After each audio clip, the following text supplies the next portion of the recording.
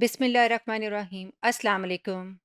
Dear students, today's topic is one more example related to the tied ranks. Find the correlation, rank correlation using the Spearman coefficient of correlation. This is the statement of the problem. The table below shows the sales, which is X, and expenses, Y, of 8 companies in millions of rupees. Calculate the rank correlation coefficient.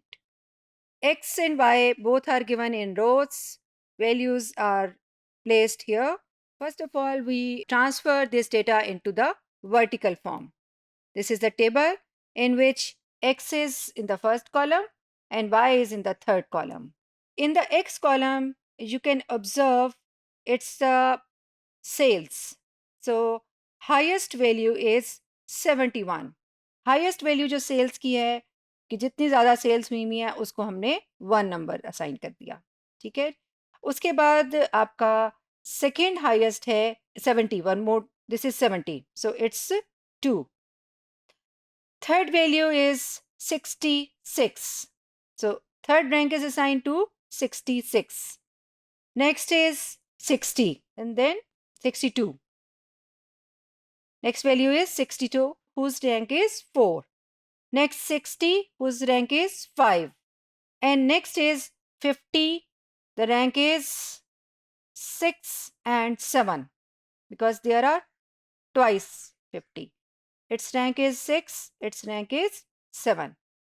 And by taking the average of these two ranks, आप देखिए इन दोनों का result जो है वो क्या आएगा 6.5. तो दोनों के रैंक्स जो हैं वो हमने 6 और 7 की बजाय क्या लिखना है 6.5. 50 को भी 6.5 दिया और दूसरे 50 को भी हमने 6.5 दिया.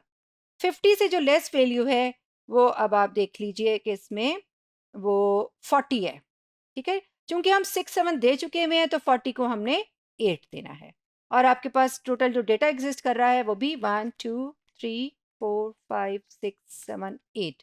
तो आपके रैंक्स जो हैं वो भी 8 तक जाएंगे और आपकी नंबर ऑफ ऑब्जर्वेशंस जो कि 8 हैं, ठीक है जी। अब हम वाई कॉलम को देखते हैं. तो वाई जो है वो आपके एक्सपेंसेस थे. तो एक्सपेंसेस भी देखिए कि हाईएस्ट एक्सपेंस कौन सा हुआ है वो 60 है, उसको आपने रैंक 1 दे दिया. उसके बाद आपका सेकंड हाईएस्ट यानी 55 है, उसको आपने रैंक 2 दे दिया. उससे जो कम वैल्यू है वो आपकी 48 है. वो आप देखिए ये भी 48 एग्जिस्ट कर रहा है, ये भी 48 एग्जिस्ट कर रहा है और ये भी 48, 3 टाइम्स 48 एग्जिस्ट कर रहा है. तो रैंक 1 2 के बाद हमारा सीक्वेंस बनता है 3. तो किसी एक 48 को हम 3, अगले 48 को 4 और अगले 48 को हम 5 दे देंगे. इस तरह से कि आपके 3 4 5 इनके रैंक्स जो हैं वो क्या आ गए 3 4 5. अगर आप इनके एवरेज कैलकुलेट करें तो 3 + 4 + 5 डिवाइडेड बाय 3, इसका रिजल्ट क्या आ जाएगा 4. तो आपने तीनों केस में रैंक जो असाइन करना है वो क्या असाइन करना है 4, ठीक है जी।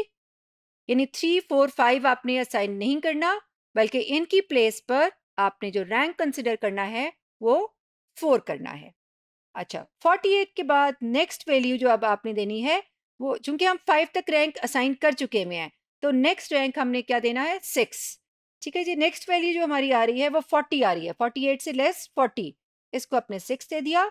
उससे लेस जो है वो 35 आ रही है, उसको 7 दे दिया. और उससे जो लेस वैल्यू आ रही है वो 30 आ रही है और वो 8 है.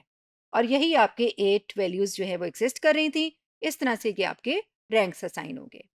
रैंक्स असाइन करने के बाद आपने इनका डिफरेंस लेना है R X minus R Y या R Y minus R x.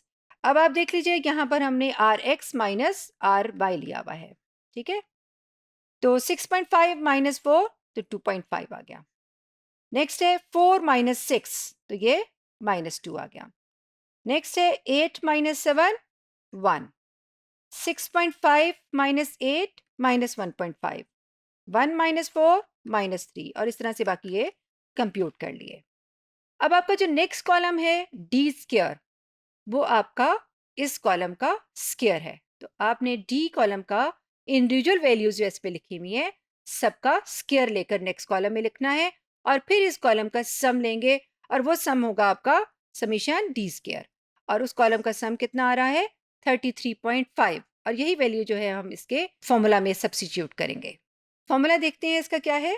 1 minus 6 summation D square over n into N square minus 1। Summation D square की वैल्यू यहाँ पर आपने सब्स्टिट्यूट करनी है, जो कि कितनी आई थी 33.5।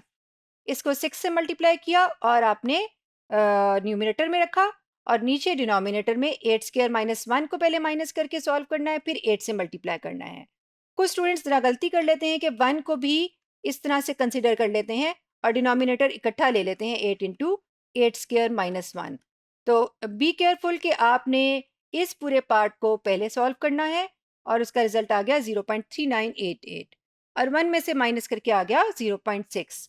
सो रैंक कोरिलेशन इज एक्चुअली 0.6 और ये जो रिजल्ट है ये आपका पॉजिटिव है। इट मींस कि सेल्स और एक्सपेंसेस जो है वो पॉजिटिवली कोरिलेटेड हैं और ये स्ट्रांगली कोरिलेटेड है क्योंकि 0.6 के क्लोज आ रहे हैं, यानी कि 0.5 से हाई हो रहे हैं। तो ये आपके स्ट्रांग कोरिलेशन है इसमें। तो आप कहेंगे कि एक्सपेंसेस और सेल्स जो दोनों वेरिएबल्स हैं ये पॉजिटिवली कोरिलेटेड है और कोरिलेशन जो है वो इसमें स्ट्रांग है। Thank you.